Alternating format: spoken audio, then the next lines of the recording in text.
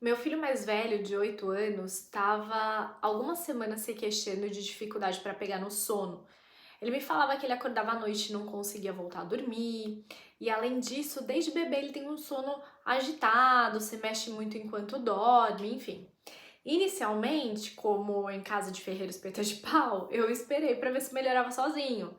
Mas ele continuou reclamando para mim dessas questões do sono, né?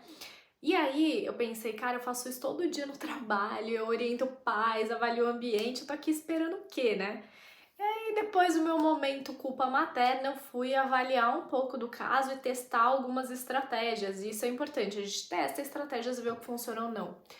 Meu filho ele tem TDAH do subtipo predominantemente hiperativo impulsivo e só para você ter uma ideia, os estudos variam na estimativa de quantas crianças com TDAH têm problema de sono, mas é super reconhecido que a prevalência é bem maior do que em crianças sem TDAH. As estimativas sugerem que entre 25 a 50% das crianças com TDAH podem ter dificuldades relacionadas ao sono e aqui em casa a gente não fugiu das estimativas, né? Crianças com o subtipo hiperativo e impulsivo, como no meu filho, muitas vezes têm dificuldade em se acalmar e relaxar, o que pode dificultar a transição para o estado de sono. A hiperatividade pode persistir até a hora de dormir, torna isso mais difícil, né, para eles se acomodarem, pegarem no sono. Além disso, o TDAH está associado a diferenças na função e estrutura cerebral, e essas diferenças podem afetar o sistema de regulação do sono, e isso pode tornar mais difícil para as crianças com TDAH manterem um padrão de sono regular, repousante, sabe? Crianças com TDAH também frequentemente têm condições coexistentes, como, por exemplo, o transtorno de ansiedade ou até de humor, que podem perturbar o sono. É... Além disso, o uso de medicamento, né, psicoestimulante, enfim, para tratar o TDAH pode afetar o sono, mas esse não é o caso do meu filho João. Eu achei só importante comentar. Mas por último, algumas pesquisas sugerem também que crianças com TDAH podem ter alteração no ritmo circadiano que afeta o ciclo natural de sono-vigília, enfim. Então a gente tem vários motivos do porquê isso acontece, porque crianças com TDAH podem ter o sono afetado.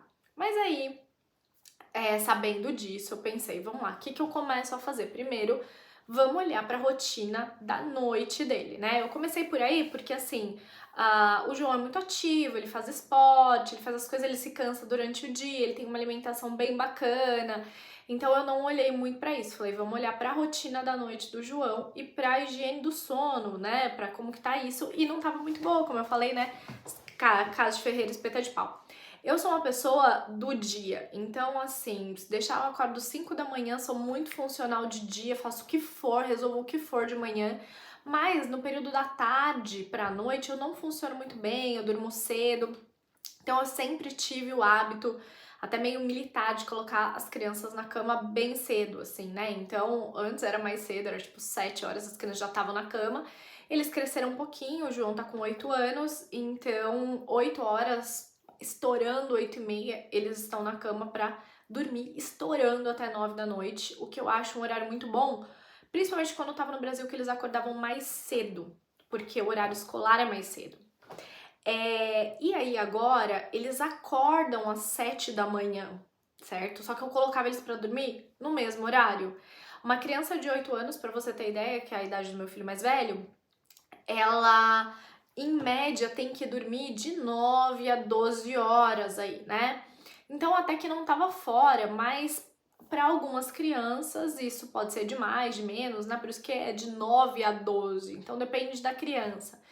E aí que eu colocava o João para deitar 8 horas e ele ficava rolando séculos na cama, e ele é hiperativo, e aí ficava mais ansioso para dormir, tinha um reloginho no quarto do lado da cama dele, enfim. Então a rotina do sono tava ruim. Além disso, eu fazia a maior caca do mundo, e eu sabia disso, mas eu achei que não tava atrapalhando muito sono e tal. Então, como eles estudam durante o dia e etc, eles gostam de ver uma TVzinha à noite, um desenho, o João já tá vendo alguma série de criança e tal, eu deixava eles assistirem TV antes de dormir. Aí eu desligava a TV, né? Todo dia eles assistiam meia hora de TV com timer, eu desligava a TV e eles iam dormir. Só que isso é a pior caca da rotina do sono. Por quê? é principalmente porque as telas, em geral, TV, celular e tal, tem uma luz azul que a gente não é visível aos olhos, mas isso atrasa a produção da melatonina, que é o hormônio que, entre outras funções, induz ao sono, né? Então, quando a gente fala com uma pessoa que tá com dificuldade de pegar no sono, primeira coisa, corta a tela antes de dormir, qualquer exposição à tela. E meu filho tava sendo exposto à tela, né? Então, primeira coisa da rotina dele que eu falei, não dá pra expor ele à tela. Só que ele gosta de assistir um desenho e tal. Então, eu fiz uma dinâmica aqui em casa que é o seguinte. Então, eles chegavam da escola, eles chegam da escola 3h30, 4 da tarde. Daí eles comiam um lanche, ficavam brincando pra caramba, depois tomavam um banho, jantavam, viam TV e iam dormir. Eu falei, eu vou alterar essa rotina da noite e vamos ver o que acontece. E tardar um pouco o sono dele. Como ele tava indo deitar às 8, né, pra acordar às 7, tava dando 11 horas. Tudo bem que ele não deitava e dormia, mas assim, não tava funcionando pra ele, né, sendo que 9 horas de sono ia dar muito bom pra idade dele. Então eu fiz esse cálculo. E posterguei essa rotina, um pouco difícil pra mim, porque como eu falei, eu durmo cedo, então à noite eu já tô assim, um zumbi. Mas o que eu fiz então? Eu alterei, então eles chegam da escola, tomam o lanche, brinca, faz tarefa de casa, faz tudo que tem que fazer e tal. E aí a janta eu dava 6 da tarde, 6h30, assim. E aí posterguei a janta, tô dando a janta umas 7h40 agora, então eu dou a janta umas 7h40 e deixo ele assistir TV nesse período. Então ele termina a janta ali umas 8, deixo ele ver TV ali até 8h30.